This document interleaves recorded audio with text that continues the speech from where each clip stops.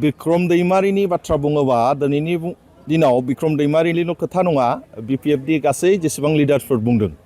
हाग्रामा महिलारिनिफ्राय लानानै गासिबो माने मोनसे बेसलेस बाथ्रा कारना जाहैबाय इलेक्शनाव बिभिन्न बाथ्रा बुंनानै देरहायो बे रोखा खिन्थु थांनाय काउन्सिल इलेक्शनाव बिथांमोनहा जे बाथ्राफोरखौ बुंनानै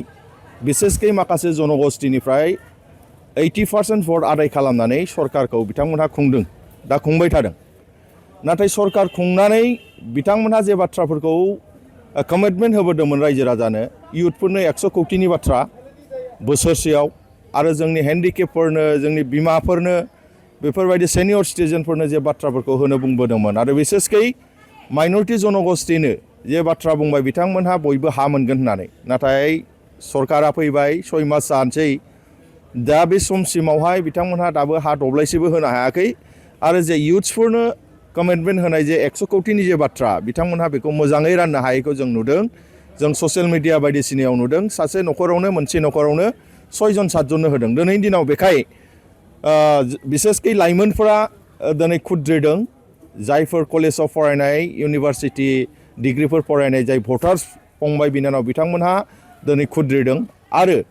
माइनरिटि जनगोष्ठी बिथांमोनहा दिनै बिपिएफखौहाय नैबे बिसायख'थियाव मोनसे फिन साजा होनो थाखाय नेनानै दं दा बेखाय बिथांमोननि जे बाथ्रा गावसिनावनो नांगोन जे बिपिएफआसो दिनैनि दिनाव जिरायनानै थानांगौ बेखायनो बिथांमोनहा बुंनो बाथ्रा गैयैनि बायदिसिना षड़यन्त्र खालामबाय थानायखौ जों नुदों दा ओंखायनो जों बुङो UPPLआ जिहेतु 15था जोंनि बिटिसि ओनसोलाव केन्डिडेट होदों आरो बिटिसिनि बाहेरायावबो केन्डिडेट होदों दा बेखौ नायोबा UPPLआ दिनैनि दिनाव बिराद शक्ति आरो जोङो बिटिसि ओनसोलाव दाबि खालामबाय थादों 10थानिफ्राय 12था सिट देरहानानै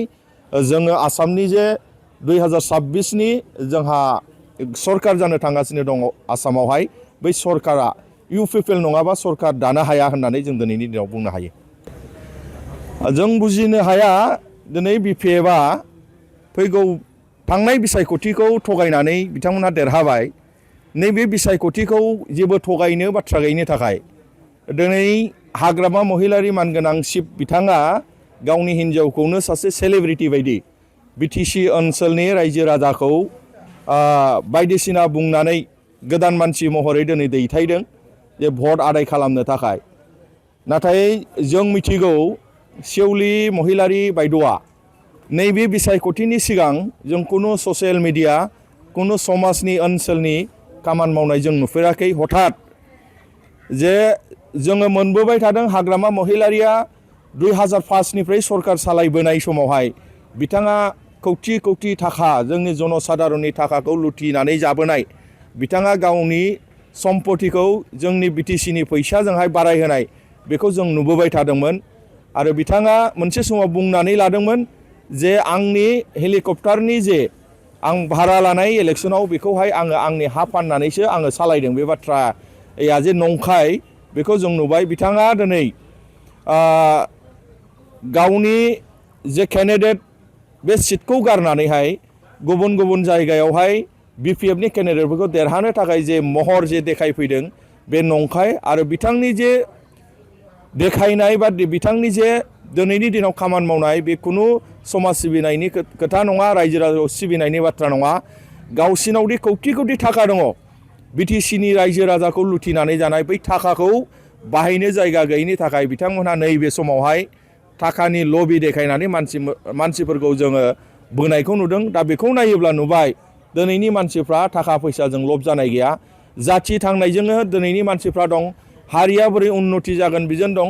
लाइमोनफोरा गावसिनि इयुन जिउआ बोरैहाय सेकुर जागोन बोरैहाय रैखाथि जागोन बे गोलाव सम मानसिनि जिबनावहाय बोरै थांनानै थानो हागोन बैखौ नोजोरजोंसो दिनैनि दिनाव लाइमोनफोरा रायजो राजाया भट होयो सेवलि बसुमतारिया बाहाय फैनानै कुनु जोंनि बिटिसिनि रायजो राजानि माने भटखौ बिथाङा आदाय खालामनो हाया बे रोखा